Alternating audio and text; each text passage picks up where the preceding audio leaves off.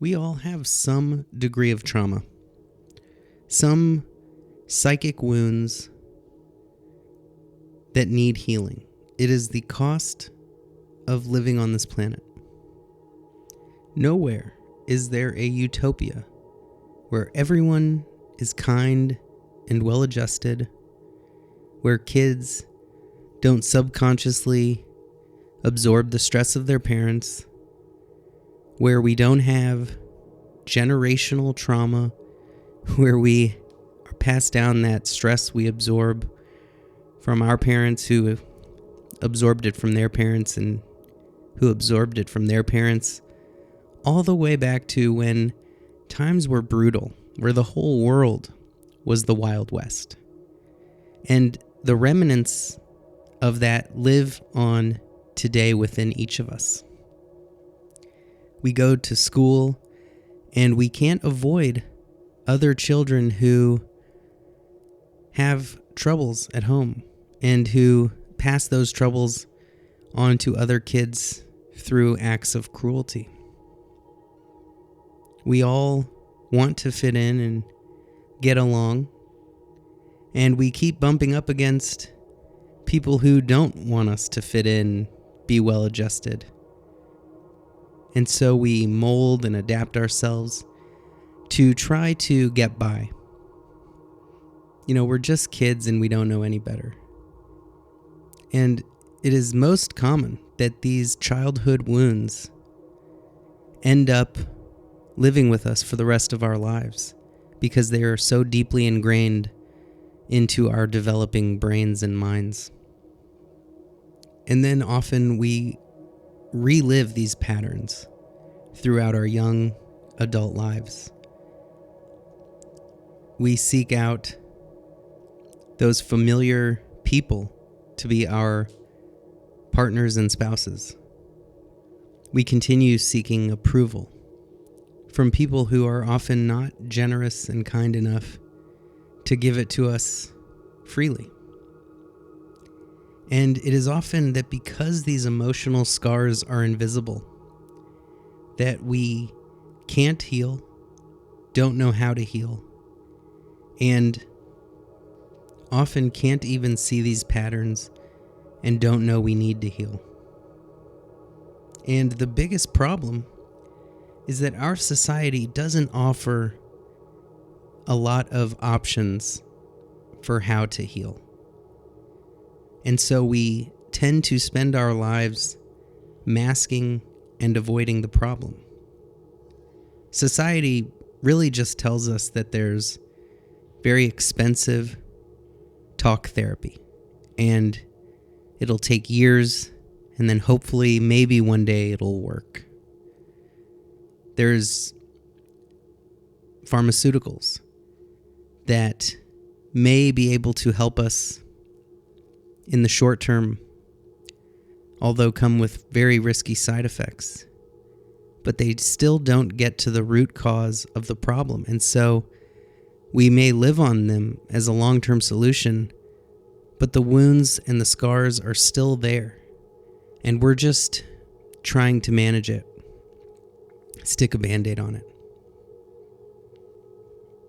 And that is why, if we truly want to heal the wound, if we want to be free from managing the symptoms of that wound, then we have to do 3 things. And here is the 3-step process for how to heal emotionally when you just don't know where to start. Number 1 is to accept the story, to become aware of it. That story about our past that hurt us. The story we keep telling ourselves and reliving over and over again. The story of that victim, that trauma and pain that are there. Not by running away from it, not by hating that person, that event, that experience, but just accept that it happened, that it has had a large influence and impact on our lives. This doesn't mean we accept it and condone it, that we say that it's okay behavior. We just accept that it happened, and we accept that we are the ones keeping it in the present moment by reliving that story, by holding on to those triggers. Acceptance simply means that if we keep running away from it, denying it, and masking it, then we will only be running our entire lives, and it will always control us. So whatever reality is, we have to accept it. We have to stop fighting it. We have to accept that we were young and didn't know any better, and that it's also not our fault. We have to accept that we are not responsible for how others treat us.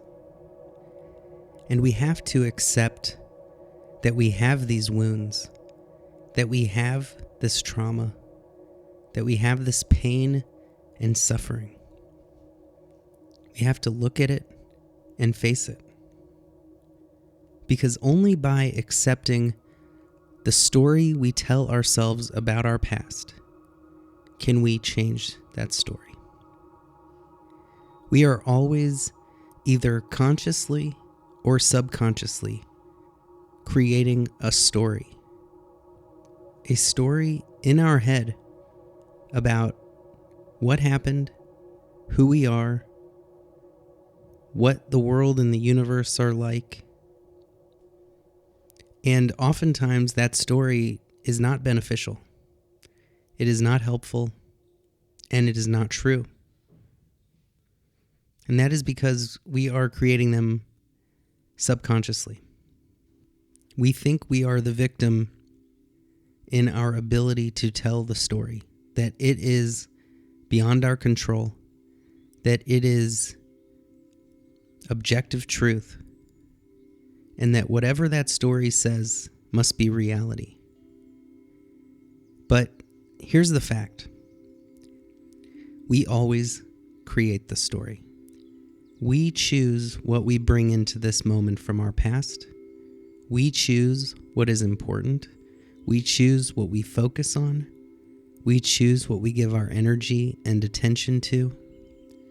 We even choose what to remember and what to forget, based on what we give significance to. Your life story is not some incidental coincidence or result of your history. It is the things you choose to remember because they are the things you choose to give weight to. And how you tell that story determines who you are in this moment. And so we have to become aware of that story and accept that that is how we framed our life and our experience. And then we can get to step 2, which is to write a new story. We all have the ability to consciously shape the narrative we tell ourselves about ourselves. This is a powerful, superhuman ability that we all have. No one else's opinion of you or what happened to you is more valid than yours. In fact, yours is the most valid because only you truly know what it's like to be you. We often think that if everybody feels the same way about something, that is truth. We think that consensus must be true, that you're not allowed to change, you're not allowed to feel good about yourself, you're not allowed to even try new things and experiment and develop new skills because you might fail and then other people will call you a failure and just label you a failure for the rest of your life. What a horrible way to go through life. A slave to the opinions of others. But once we realize our story, how others shaped it. How we allowed other people's actions and opinions to create our own story within our own head. We can discover that power to change it.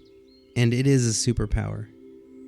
And just as much as a traumatic event, or a traumatic childhood, or a traumatic relationship, or simply feeling neglect, or loneliness, or not getting the love and care that everyone needs and deserves, can make us feel like helpless victims. They can also make us feel like superheroes. And it's no coincidence that Batman lost his parents, saw them murdered in front of him, and that is what made him Batman. Or that Spider-Man saw his uncle murdered right in front of him and decided then and there to use his powers to help people for good. I know that nobody wishes for these psychic and emotional wounds. Nobody wishes to have to be strong and brave, and we want to just be taken care of, as we all deserve.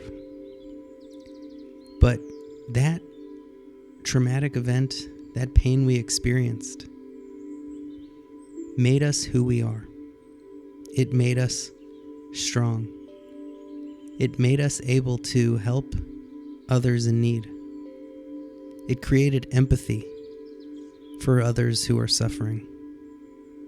It connects us to this world. It was there to help us find a way to heal so that we can share that incredible gift with others. And one day, we will reach a place where so many have helped so many others learn to heal, that we don't have to grow up in such a traumatic world.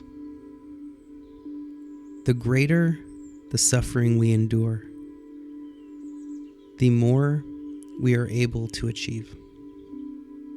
It may not be plainly obvious yet, but all of our life experiences set us on a trajectory that is both unknowable and yet bigger than we could have ever imagined. So instead of feeling anger towards what happened, we can learn to feel gratitude for the experience making us who we are, for the new places that it takes us, for the deeper, more special and meaningful relationships that we can develop, for the strength and coping skills it gave us so that we can achieve greater things than we ever dreamed of. It didn't make you weak. It didn't make you a victim. It made you a hero. You get to determine your ending.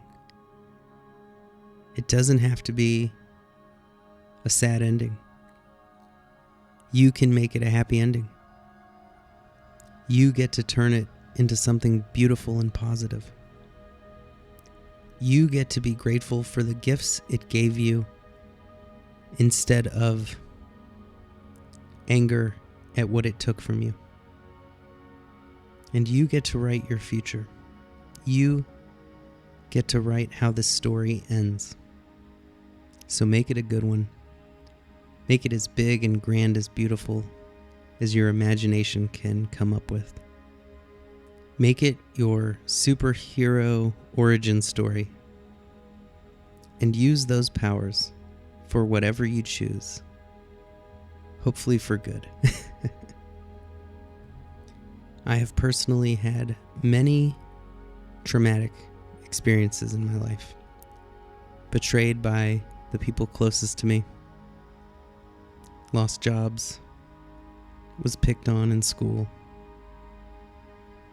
had people tell lies about me. And I am grateful for every single experience. It made me who I am today. It set me down the path that I am currently on, which is a constantly evolving and healing path. I see now and realize that what I thought I wanted that didn't come true was a blessing in disguise. How moments of loss create those moments of reflection and soul searching that help put us back on the right path that was meant for us. And I wouldn't change a single thing, because those scars, that's the tough part of our skin. That's where we're the toughest. Where those broken bones heal, that's where we're the strongest. And those psychic and emotional wounds are where we can become the wisest. So create that story in a positive way. Find how it actually led us to something greater. And if it hasn't happened yet, then stay open and keep writing that story and keep making those good things happen and keep being grateful for just being who you are today. Stay aware of when that old story creeps back in of victimhood and despair. That story of longing for what could have been. And return to that story of you being in control of your life and you being the superhero and creator of your own story. That story where every negative is a positive, where every disadvantage became an advantage because it was something you learned to overcome, to persevere. And that is what a superhero is. Facing impossible odds, getting knocked down, but keep getting back up. Keep taking on this moment, rising to the challenge in front of us. Sometimes despite impossible odds, and doing so with courage and optimism. And that is how we get through this life. And that is something we can only do when we have been knocked down. It's something we can only learn when we have faced tragedy and trauma, is to keep facing this moment, to see that we have survived. We are survivors. We have an unbreakable spirit. And anything this moment throws at us, we know we can handle because we've already been through the worst. And we can be grateful for that. And that leads me to the third step of this 3-step process for healing those emotional wounds. And that is to break free from all stories. Once we have done step 1, which is to become aware of the story that has been keeping us down, and once we have done step 2 of creating that story that helps us get back onto our 2 feet, then we can shed those stories and realize we don't need them anymore, that we can stand on our own, that we can be fully present in the moment, free from those fluctuations of mental activity, free from both worries and sorrow, as well as the need to tell ourselves those stories of, you got this, you can do this, that pump us up and build us up. And we can internalize it on a deep level and realize that when we are fully in the moment, free from all mental activity, free from the negative and the positive, that we tap into a greater level of peace, fulfillment, contentment, and confidence that can come from any temporary story that we remind ourselves of. We can completely leave the past in the past. Because the fact is, the past does not exist. We keep creating the past in the present moment through our thoughts, through the ego, and through that false sense of self from which things happen to. The identity that experienced that past. And the only real ultimate truth is that there is no self. This event that hurt us in the past did not happen to our consciousness, to some energy within us. It only happened to that false illusion of an ego within us. The mind-made, constructed image of a self. And through that self, and through these stories, we keep it alive. We can still learn from the past. We can still heal from the past. And we can gain in wisdom from our experiences. And that wisdom stays with us.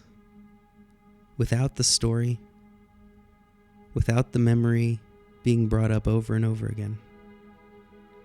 And we can see deeply, fundamentally, in every single moment, the more present we are, that the material phenomena, this physical universe, every single thing we experience, whether it's a thought or an event, is simply the arising and passing away of phenomena.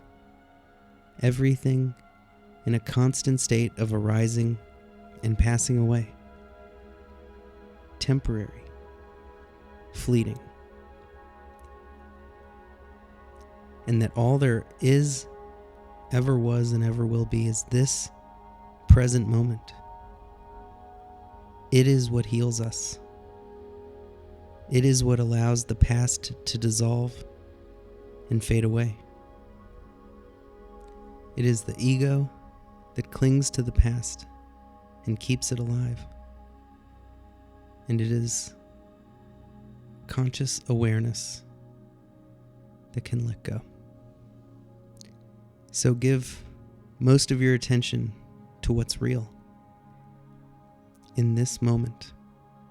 Not your thoughts, not the stories, not the ego, not the memories.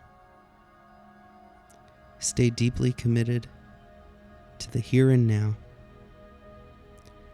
Be aware of those triggers as they arise so that we don't lose ourselves to the past or to our ego. And this is how we can create a new present, a different reality, and a better future. Step 1 may take a week, may take a few weeks. Step 2 may take a week or a few weeks. Step 3 may be a lifelong journey of deepening awareness. And we may be doing all 3 at the same time, or different orders.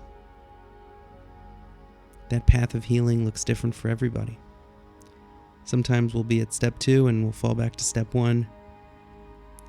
But just keep going through 1, 2, and 3 as much as it takes for as long as it takes, and you will find peace.